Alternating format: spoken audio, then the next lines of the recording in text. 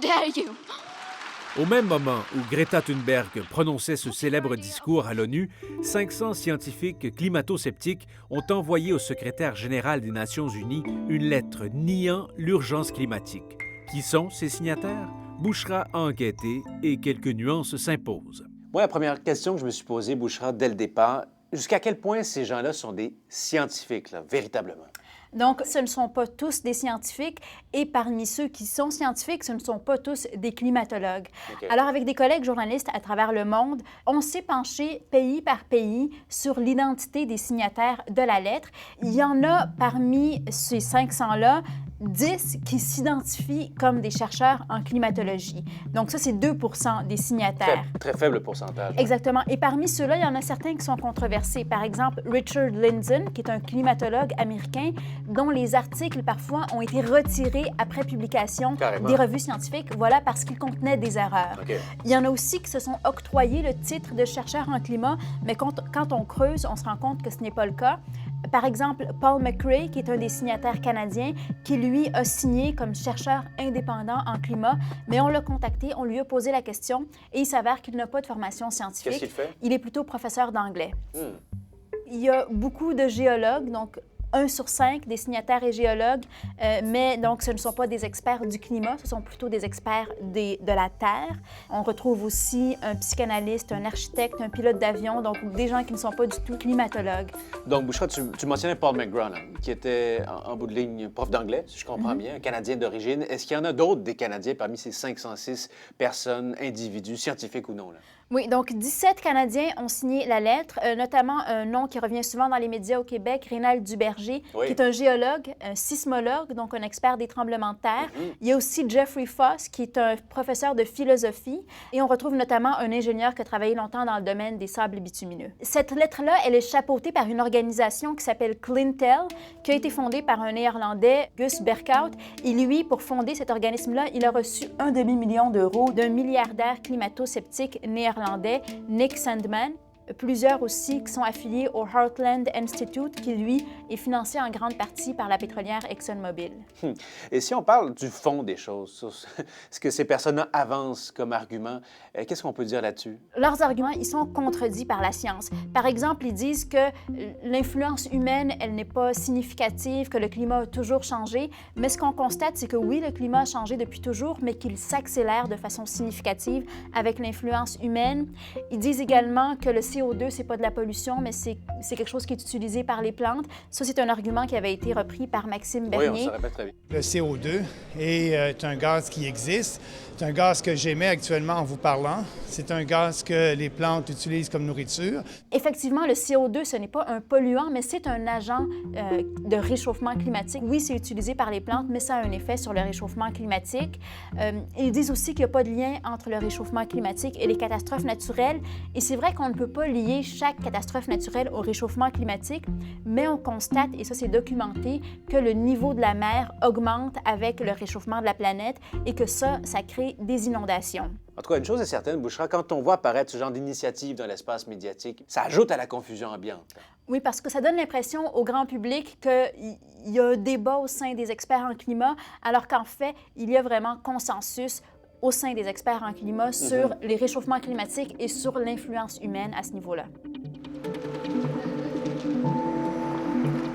Quand vous voyez un titre comme ça, est-ce que c'est le genre de choses qui peut vous influencer sur votre opinion? Dans le fond, regarder juste un article comme ça, je pense pas. Tu vois, par exemple, 500 scientifiques, on va se demander si les scientifiques là sont reconnus ou pas. Ça me fatigue de voir 500 scientifiques. C'est qui ça qui ont écrit, d'où ils viennent? Bien, les scientifiques, c'est sûr que même la communauté scientifique est divisée. Non, Des scientifiques qui mais disent ça, ça. c'est de la fausse publicité quand même, là, de Facebook, là. Vous accordez de l'importance aux scientifiques qui disent il faut pas aller si vite que ça, ne sautons pas au compte. Bien, c'est-à-dire qu'il ne faut pas créer une psychose de masse avec ça. Ce qui me semble que les médias sont en train de faire actuellement. Là, tu sais. Si on veut vraiment s'intéresser dessus, on va faire plus de recherches pour avoir plusieurs sources différentes, quoi. D'après vous, il y a un consensus scientifique? Oui, je pense qu'il y a un consensus scientifique. Je pense qu'il n'y en a pas de consensus scientifique à ce sujet-là. En tout cas, il y en a qui sont beaucoup plus modérés.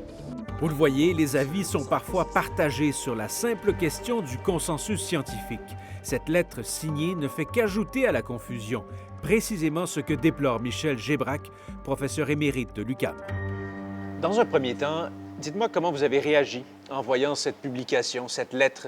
C'est pas nouveau. C'est pas nouveau. Ça fait des années qu'on voit des groupes de petits scientifiques qui font des lettres de ce type-là, qui parfois même font des études pour essayer de démontrer que le consensus qu'on a actuellement sur les changements climatiques est faux. Ce qui est écrit là-dedans, ce sont des opinions sur une situation qui n'a pas été analysée. La deuxième chose aussi qu'on peut regarder, c'est les auteurs, évidemment. Qui sont-ils? On regarde là-dedans, il y a des gens qui n'ont jamais travaillé sur les changements climatiques. Je comprends qu'ils peuvent avoir une opinion sur les changements climatiques, comme vous pouvez en avoir. Mais n'ayant pas travaillé sur la réalité physique des changements climatiques, on est dans le domaine du commentaire éditorial, donc sans avoir vraiment de réalité. Et puis, dans cette liste de gens, on voit qu'il y a aussi des gens qui ont des intérêts. Il y a des gens qui, par exemple, travaillent avec l'industrie, et parfois des industries qui émettent des gaz à effet de serre. Alors évidemment, c'est très difficile pour ces gens-là d'admettre qu'ils sont en fait complices. On peut faire la comparaison avec ce qui s'est passé dans le cas des fumeurs. Il y a eu pendant longtemps des gens qui disaient « Oh, vous savez, le fumer, ça tue pas. Hein, peut-être même c'est bon pour la santé de respirer des... Même c'est un consensus scientifique. Il y avait un consensus, mais il y a des gens qui semaient le doute, parce qu'ils étaient financés par des puissances financières. Donc c'est la même chose dans ce cas-ci? On peut se poser des questions effectivement sur le fait qu'il y a des gens qui ont intérêt à ne pas bouleverser l'économie, comme effectivement arrêter les hydrocarbures dans le fonctionnement de la société. C'est une révolution absolument majeure. Et donc il y aura, comme dans toutes les révolutions, des gagnants et des perdants. Comment il se fait qu'il y a autant de géologues qui font partie de ce clan, de cette communauté des climato-sceptiques? La raison est assez simple. Pour un géologue, la planète, c'est la Terre. Et la planète, effectivement, depuis 4 milliards d'années, a eu des révolutions extraordinaires. Pensez qu'ici, il y avait 2 km de glace à Montréal il y a 12 000 ans. Donc les géologues, ils ont tendance à avoir un certain recul par rapport à l'évolution de la planète. L'échelle de temps, c'est le million d'années. Ce qui se passe à l'échelle de 10 ans ou de 100 ans, c'est un détail pour les géologues, pour certains géologues. Okay. Donc c'est pour ça que les géologues ont souvent ce regard en disant « mais c'est pas grave pour la planète, elle va continuer à tourner ». Oui, mais pour les gens qui vivent dessus, c'est un peu différent. Est-ce qu'on devrait quand même se méfier de cette notion de consensus scientifique? Alors d'abord, qu'est-ce que c'est qu'un consensus scientifique? C'est quoi? C'est pas 51%, 49%. On n'est pas dans des élections démocratiques. Okay.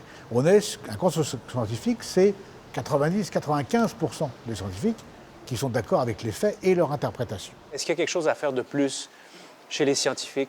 Les scientifiques peuvent faire deux choses. D'abord, ils peuvent apprendre à communiquer. Les scientifiques communiquent peu. La deuxième chose, c'est qu'ils doivent se servir de leurs meilleurs alliés. Leur meilleur allié, c'est les journalistes. Je ne dis pas ça pour vous, là je dis simplement que si les journalistes comprenaient comment se fait la science, eh bien, ils pourraient avoir une manière de transmettre la science de manière plus efficace. Mais ce n'est pas le cas. C'est pas le cas.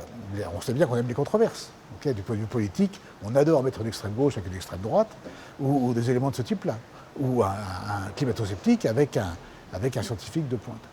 Évidemment, on voit deux opinions, deux côtés de la table. Et on se dit, ah, il va falloir que je choisisse entre les deux. Ce n'est pas un problème de choix, là. Il n'y a pas deux opinions.